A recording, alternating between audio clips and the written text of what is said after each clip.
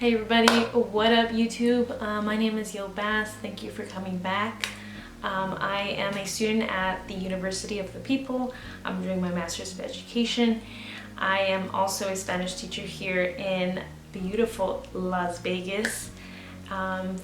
Please subscribe for more content related to U of People, foreign language resources, and anything like that. Go ahead and click subscribe. Like this video if you've been here before and you know what to do. The journal should not be taking more than 40 minutes. You are working way too hard and unnecessarily if it's taking you more, because the journal is more of like a reflection piece and should be the most enjoyable part of every unit. And I think the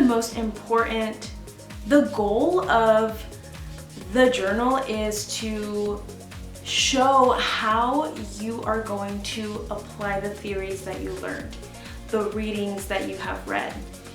So it's more of like, how are you going to incorporate it into your classroom tomorrow? Also, make sure that you include citations, so 1 to 2 citations from the readings. A lot of times people think, oh, it's just, my personal experience and how I'm going to incorporate it. I don't need citations, but you do need citations, so make sure with at least just one, just do it. It should also just be 1 page. Do not exceed that.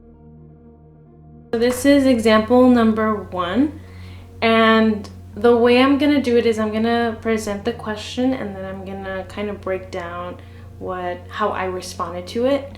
So the question here is, for your reflective portfolio activity, reflect on how creating a classroom lesson plan for a diverse and inclusive classroom has increased your knowledge about the lesson planning process.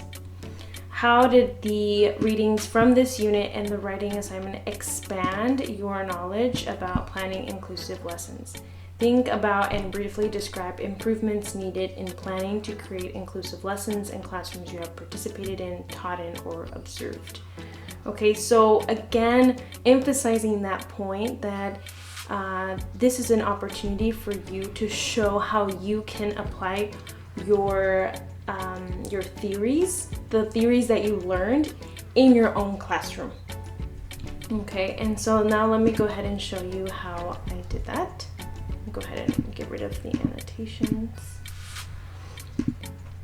So I start with a personal anecdote, you could say. In my short 4 years working in education, I have lived under the pressure of administration to complete a certain curriculum and never reflected if students actually learned from them. So I kind of present like a personal problem well, it's not personal, but it's like an academic problem that is happening in my own classroom. And I go on and talk about how about the situation, and then I go into I start to come up with a solution and incorporate the citation. So for example, we must learn how students receive, process, and output information or input information in order to truly optimize learning. The readings have illustrated to me. I really want to emphasize this point. And I will put these in the description box below. Some sentence starters that you can get used to using is, I am thinking of building better relationships. Like, what is your plan on incorporating these theories? The readings have illustrated to me. That's another sentence starter that you could use. Before implementing these strategies, I feel encouraged.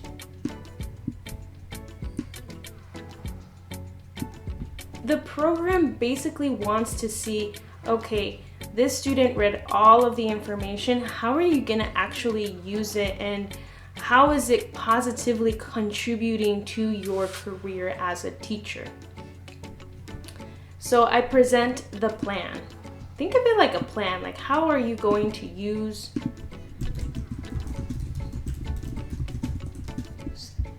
what you learned in real life?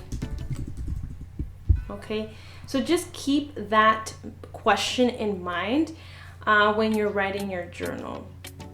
And then I also go in and talk about COVID, right? Because we are living in a virtual teaching world, I plan to create more instructional videos where students can easily access them on YouTube or Flipgrid. So contextualizing the theories and what you learned in those readings is even more powerful. So I'm gonna write that on here. Contextualize theories. So that is example number 1. And so far, if you're finding this super beneficial, you're learning a lot, go ahead and click like or press like. Some people say smash that button. So now this is example numero 2. So this one was a little bit interesting, and I wanted to present this one because it's more of like an outlier. Hopefully you don't come across something like this because it's confusing, because supposedly portfolio is like your personal reflection, but in this case it sounds like a discussion post assignment.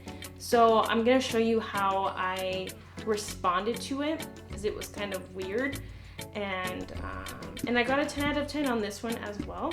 And if you notice, in the previous portfolio I only put 1 citation.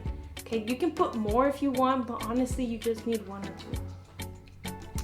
So for this question, using assistive technology in teaching children with learning disabilities in the 21st century presents an overview of the application of assistive technology in classrooms when used with students with learning disabilities. Blah, blah, blah, blah, blah. So again, emphasizing on the how a teacher might use assistive technology. Then I know a lot of the readings might have a lot of information, but nobody has time to read 4 or 5 or 6 theories unless that's the prompt. But if you have a lot of theories, just focus on 2 or 3. You don't want to bombard the professor.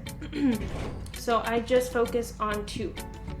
And then I go on to say, first, students who struggle with typing or have dyslexia may utilize speech recognition. So I start off with one specific tool. And I talk about what it is. Let me go ahead and mark. Okay, the what. The why is it useful, right? And then last but not least, I contextualize it. So I say speech recognition is also useful in our current COVID-19 world because it can be done on other devices. If there are computer or Wi-Fi problems, students can complete the writing tasks using another device through Google Docs or another text recognition app on a phone or on an iPad, okay?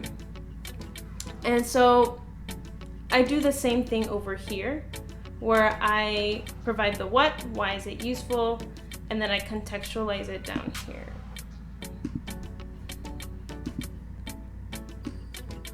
So I think this one I put